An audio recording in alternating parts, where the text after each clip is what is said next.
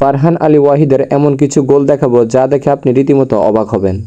বাংলাদেশি বংশোদ্ভূত এক গোল মেশিনের নাম ফারহান আলী ওয়াহিদ, যার বাম পায়ের অসাধারণ স্কিল মুগ্ধ করেছে বাংলাদেশি ফুটবল সমর্থকদের। সেজন্য হয়তো বেশিরভাগ বাংলাদেশি ফুটবল সমর্থক এখন বাংলাদেশি নাম্বার 9 হিসেবে চাচ্ছেন ফারহান আলী ওয়াহিদকে। এই জন্যই হয়তো সবার আগ্রহের কেন্দ্রবিন্দু এখন ফারহান আলী কীভাবে গোল করেন এবং তার ফিনিশিং স্কিল কেমন। বাংলাদেশি বংশোদ্ভূত ফুটবলারদের মধ্যে ফারহান আলী ওয়াহিদের মতো এমন ফিনিশার খুব কমই আছে, যার গতি, পাসিং, পজিশনিং, বাম পায়ের জোরালো শট এবং দুর্দান্ত ফিনিশিং স্কিল তাকে সবার থেকে আলাদা করেছে। এই গোলটাই দেখুন না, ডি বক্সের বাইরে থেকে কি অসাধারণ এক শট নিয়ে গোল করেছেন। আমাদের তো এমন একজন ফিনিশারেরই দরকার। ফারহান আলী ওয়াহিদের গোলের স্কিল আপনি যতই দেখবেন তত বেশি আপনাকে মুগ্ধ করতে বাধ্য করবে। এবার চলুন ফারহানের আরও একটি অসাধারণ গোল দেখি। মাঝমাঠ থেকে একজন মিডফিল্ডার যে গতিতে বল নিয়ে এগোচ্ছেন, ফারহানও ঠিক সেই গতিতে এগোচ্ছিলেন সামনের দিকে এবং সেখানে দুর্দান্ত পজিশন তৈরি করে চোখে না দেখার মতো এক শটে গোল করেন। ফারহানের শুটিং পাওয়ার দেখলে আপনি রীতিমতো অবাক হবেন। ফারহান যে শুধু বাম পায়ে জোরালো শট নিতে পারেন এমনটা নয়, ফারহান উভয় পায়ে জোরালো শট নিতে দক্ষ। আমরা যেখানে দিনের পর দিন, ম্যাচের পর ম্যাচ হারছি একজন নাম্বার 9-এর জন্য, একজন ভালো ফিনিশারের জন্য, সেখানে ফুলহামের দল কামাচ্ছেন ফারহান আলী ওয়াহিদ। বল কন্ট্রোল এবং পজিশন রিড করা একজন ফিনিশারের জন্য সবচেয়ে বড় দক্ষতার ব্যাপার, আর সেই জিনিসটা ফারহান আলী ওয়াহিদ খুব ভালোই পারেন। এখানে সেটারই প্রমাণ দিয়েছেন তিনি। গতির সাথে অসাধারণ এক পজিশন তৈরি করেছেন এবং সেখান থেকে দুর্দান্ত এক শটে গোল করেছেন, যেটা সম্ভবত গোলকিপারের জন্য ধরা পায় অসম্ভবই ছিল। এবার চলুন ফারহান আলী ওয়াহিদের আরও একটি অসাধারণ গোল দেখি। এই গোলটি দেখে আপনি বুঝতে পারবেন ফারহান আলী ওয়াহিদকে আমাদের দলে কেন প্রয়োজন।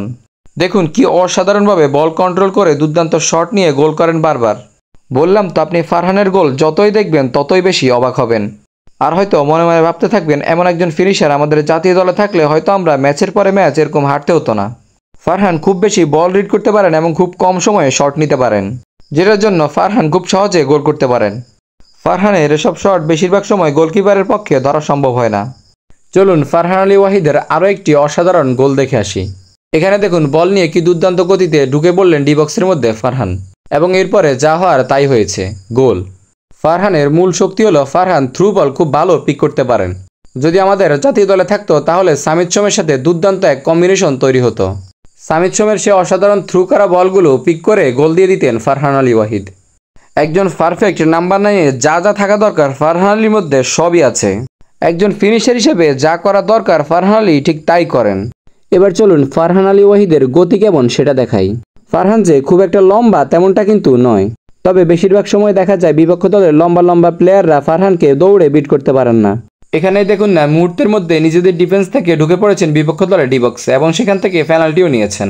বেশিরভাগ জনই ফারহানের ফিজিক্যাল স্ট্রাকচার এবং লম্বা দেখে মনে করেন ফারহান একজন টেকনিক্যাল ফুটবলার কিংবা শুধু স্কিলফুল, অথবা ভেবে বসেন তিনি ড্রিবলিংয়ে সেরা হবেন।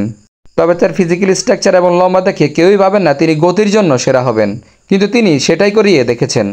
অলমোস্ট গোলে আপনি দেখতে পাবেন ফারহানকে দৌড়ে আটকানো যায় না।